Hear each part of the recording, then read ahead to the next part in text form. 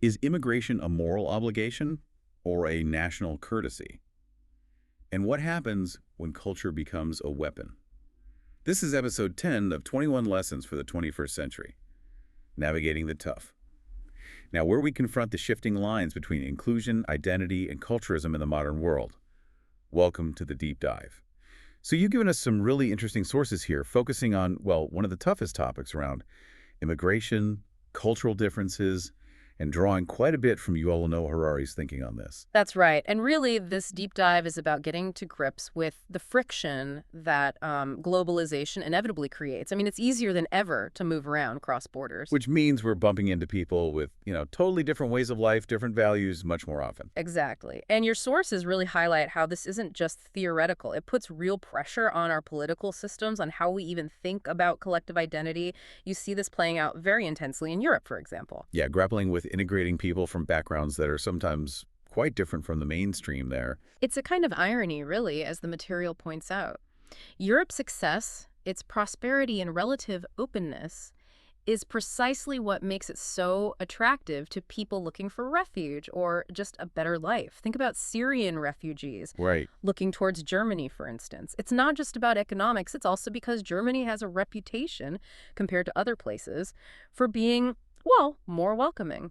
Okay, so our goal today then is to try and cut through some of the confusion in these immigration debates. We're going to use this specific framework from the source, thinking about immigration almost like a deal. Yeah, kind of contract. And we'll also get into this really provocative idea that pops up, this notion that maybe some cultures are better than others in certain ways, and how that thinking is maybe shifting discrimination away from old school racism towards something the source calls culturism. And we'll be pulling directly from the material you gave us, Yeah. trying to help you, the listener, see the different layers within this very complicated debate. All right, let's unpack this deal idea. The source suggests looking at immigration like a sort of three-part agreement between the host country and the immigrant. Mm-hmm. The first part is pretty simple. The host country says, okay, you can come in. They allow entry. Then term two is on the immigrant. In return for being allowed in, they need to embrace, or at least adapt to, the core norms and values of the place they've moved to. That's the assimilation part. And term three is back on the host country. If the immigrants do their part, assimilate, then over time they should become, full and equal members of society. They becomes part of us. Now, what the source argues really useful about this framework is that it helps explain why these debates get so tangled. People often aren't arguing about the same thing. They're mixing up four different debates that all relate back to this three-part deal. Right, often talking past each other. So let's try and separate them out like the source does. Debate number one focuses on that first term, allowing people in. Is it a moral duty, something we owe other human beings? Or is it just a favor a country can decide to grant? Or not? Okay. The pro-immigration view, as laid out in the sources, often frames it as a duty. In our globalized world, we're all connected. We have obligations to help others, whether they're refugees or just seeking work. Plus, they argue you can't really stop it completely anyway, so it's better to make it legal and manage it. But then the anti-immigration side, also in the material, sees it completely differently. It's a favor, pure and simple. Countries have a right to control who comes in, to protect their borders, prioritize their citizens. The source uses that example. Turkey might feel a duty to Syrians at its border. But does that mean Sweden has to take those same refugees from Turkey? This view says no. A country can pick and choose based on skills, criminal records, maybe even religion, like Israel favoring Jewish immigrants or Poland perhaps Christians. And here's a tricky part the source brings up, where countries seem to want the benefits of term one, like cheap labor. But they try to skip out on term three, giving people rights and a path to citizenship. They might allow temporary workers or just look the other way with undocumented folks, getting the work without the commitment. Qatar is mentioned as an example where this can lead to, like, a permanent underclass. Though the source adds an important point. Even if entry starts as a favor, once people settle, build lives, have kids, the host country does develop duties towards them. You can't just say to someone whose grandparents arrived decades ago, sorry, your rights are limited because we did your grandma a favor. Okay, so that's the whole getting in debate. Now, the second big sticking point. Term two, assimilation. How much change is actually required from immigrants? How much do they need to adopt the host culture? Right. And here, the anti-immigration voices cited often set that bar pretty high. A common argument presented is that some groups, particularly maybe from some Muslim-majority countries, hold values in tolerance, misogyny, homophobia, anti-Semitism that just clash with liberal European values. The argument being that a tolerant society can't tolerate too much intolerance, basically. Exactly. Importing too much of it risks undermining the whole system. If Europe lets in too many people from the Middle East, this argument goes, it'll start to look like the Middle East. And some anti-immigration voices go even further, right? Saying it's not just about basic tolerance. Immigrants need to adopt the unique stuff what makes someone British or German or Swedish, not just the general liberal values. Yeah, the idea being the host country takes the risk, bears the cost, so it can demand full assimilation before granting full equality. If you don't like the local ways, well, you could have gone somewhere else. But the pro-immigration side naturally pushes back hard. They argue for a much lower bar for assimilation. They point out, look, Europe itself isn't monolithic. It's incredibly diverse. So why force immigrants into some kind of idealized European mold that, frankly, most native Europeans don't even fit? Like the examples given, making Muslims become Christian when many Brits are secular, or telling a Punjabi family they have to give up curry for fish and chips, it seems absurd. The core argument there is, if European values are about tolerance and freedom, then you have to apply that tolerance to newcomers. Let them keep their traditions as long as they're not harming anyone else's freedom. So this whole assimilation debate really touches on two raw nerves identified in the source material. First, people disagree on how intolerant immigrant groups actually are. Right. Is the perception matching reality? And second, there seems to be a lot of confusion or disagreement among Europeans themselves about what their own unique national identity is anymore. And if you can't define your own identity clearly, how can you possibly tell newcomers what they need to assimilate into? Which leads neatly into the third big debate, linked to term 3. Let's say some assimilation happens. How fast should immigrants, and especially their children or grandchildren born in the country, expect to be treated as, fully belonging as first-class citizens? The pro-immigration stance often demands pretty quick acceptance. They'd say if someone born and raised here, maybe third generation, still faces discrimination, isn't treated as an equal. Well, that's the host country's fault. It's bigotry, plain and simple, and it causes tension. But the anti-immigration view presented expects a much longer time frame, sort of an extended probation period. From this perspective, the problem is immigrants having unrealistic expectations. If you're writing or feeling alienated because you're not seen as fully native when your grandparents only arrived 40 years ago, well, maybe you haven't shown enough patience. And this highlights that core conflict the source points to, the clash between personal time and collective time. Exactly. Collectively, historically, 40 or 50 years is nothing. Think about the Roman Empire, the Caliphates, China, even the U.S. It took centuries for them to absorb diverse groups into one identity. For you, as an individual, 40 years is your whole life, or most of it. The source uses that really poignant example of a teenager born in France, grandparents immigrated. France is all she knows, speaks French, went to French schools. Her whole world is French. Yet she might still be treated like an outsider, told to go back somewhere she's never even visited. It's like that eucalyptus seed analogy in the source. Ecologically, maybe it's seen as invasive for a while, but the actual tree growing there, it's French. Its roots are in French soil, it lives on French rain, it belongs there. Okay, so we have the three terms, the debates around each. The final debate, then, is kind of the bottom line. Is this whole deal actually working? Are both sides keeping their end of the bargain? Well, the anti-immigration voices often point fingers at term 2. They say immigrants aren't assimilating, maybe they bring intolerant views. So the host country doesn't owe them term 3, equal treatment. And maybe they should rethink term 1, letting more people in. Why keep doing it if past groups didn't hold up their end? Whereas the pro-immigration side says, no, it's the host country that's failing. Immigrants are trying, learning the language, working, contributing, but the host society puts up barriers. Discrimination keeps even successful later generation people feeling like second-class citizens. And, of course, the source mentions the possibility that maybe both sides are failing. Maybe it's become a vicious cycle of mistrust and resentment feeding on itself. A massive problem in judging if the deal is working, though, is that we don't even agree on what the terms mean.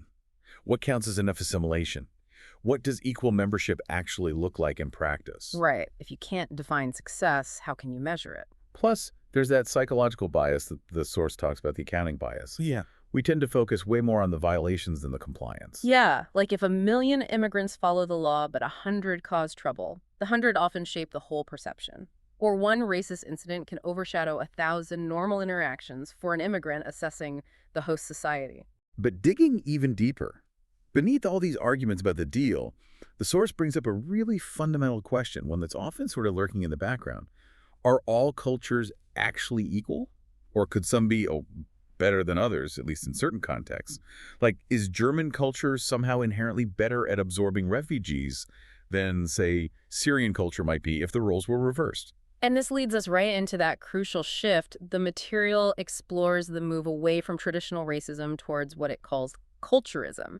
A century ago, believing in biological racial superiority was sadly quite common. Yeah, accepted science for many.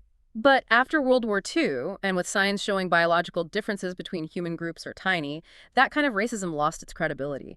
It's seen as immoral and just wrong, scientifically. Fields like anthropology and sociology have shown massive cultural differences are very real. The source makes that slightly cheeky point: if all cultures were the same, these fields wouldn't even need to exist. Right. Why study different cultural practices if they're all fundamentally interchangeable with, say, Western academic culture? So, okay, cultures are different. Yeah. But how do we evaluate that difference? Extreme cultural relativism says, well, just celebrate it all. Every belief and practice has equal value. But the source pushes back on that, saying it doesn't really hold up in the real world. Few people would genuinely defend things like, I don't know, witch burning or slavery as just interesting cultural variations. So this is where culturism comes in, according to the source. Right. It's the idea that, yes, cultures differ significantly, these differences matter, and maybe, just maybe, some cultural traits are better than others in specific situations. Like the example of tolerance for strangers. Is German culture generally more welcoming to immigrants than Saudi Arabian culture? Is California more open than Japan? If you think being welcoming is good, doesn't that imply German or Californian culture is, in that specific aspect, better? The source uses that fictional example to make it concrete: Coldia and Warmland. Coldians are reserved, internalize conflict. Warmlanders are expressive, externalize it yelling, maybe table banging. Either way is inherently superior overall. But put a Warmlander in a Coldian office, they yell during a disagreement. And they're seen as unprofessional, hot-headed, bad fit, might hurt their career even if they're technically skilled. And flip it, put a reserved Coldian in a Warmland company, they stay quiet during conflict. And they're seen as cold, maybe sneaky, insincere, not a team player, also hurts their career. Managers in each place prefer people who fit their own cultural style. And the key point the source makes is, this isn't racism. You're not being judged on your biology. No, it's your cultural behavior. That's culturism. The argument has shifted ground. And this shift from biological racism to this idea of culturism has really big implications, as the source points out. Because culture, unlike biology, is seen as something you can potentially change. Which sounds maybe positive at first. A culturist might be more open to an outsider than a racist if that outsider adopts the dominant culture. Assimilation could open the door. But the flip side is potentially much harsher judgment if you don't assimilate or can't. It feels more justifiable somehow to blame someone for not adopting our ways than it does to blame them for their skin color, even if systemic barriers make that adoption really, really hard. And we have to concede, as the source does, that sometimes these culturist arguments seem to have a basis in reality, unlike biological racism. In that Coldy-Warmland example, the cultural difference did affect performance and social fit in that specific office. So the source asks, is it fundamentally unethical to penalize behavior stemming from cultural background if it genuinely causes problems in a specific context? It's definitely uncomfortable ground, especially for academics studying culture, because it can sound uncomfortably close to the old racist ideas, even if it claims a basis in observed cultural differences. But the sources are also careful to pick apart the flaws in many common culturist claims. Even if you accept cultures differ, many arguments based on this are weak. One big flaw: confusing local superiority with universal superiority. Right. The Warmland conflict style might work better there, but that doesn't make it objectively better everywhere. Diversity can actually be a huge strength in other situations. Another flaw: vagueness. Saying Muslim culture is intolerant. Well, intolerant of what? Which Muslims? Compared to whom? Is it 16th century Ottomans or modern-day Taliban? It's often too broad to be meaningful. And maybe the biggest flaw: judging individuals based on group statistics or stereotypes. The manager assuming this colding applicant must be frosty, even if they're not. Exactly. Individuals often break the mold. It makes sense to hire sociable people if you need sociable people, not just hire warmlanders and reject Cordians automatically. So the critiques show the dangers and weaknesses of many culturist arguments, but they don't completely negate the basic idea that cultural differences exist and can affect outcomes. And sometimes those outcomes might look like good judgment about fit, rather than explicit discrimination, even if it means, say, fewer Coldians end up in leadership roles in Warmland. Which leaves you, the listener, with those tough questions the source raises. If these cultural differences can genuinely impact how someone fits in, should that Coldian immigrant feel resentful? Should we have things like affirmative action? Or is the onus entirely on the immigrant to adapt, to assimilate more completely? So wrapping this up, the source really drives home that the immigration debate isn't simple. It's not good guys versus bad guys. Anti-immigration folks aren't automatically fascists. Pro-immigration folks aren't trying to destroy culture.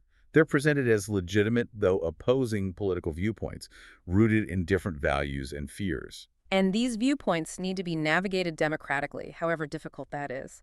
For Europe, the challenge described is finding that middle ground, staying open, but without being destabilized by newcomers who might not share core liberal values. And the stakes, as framed in the source, are huge, way beyond just Europe.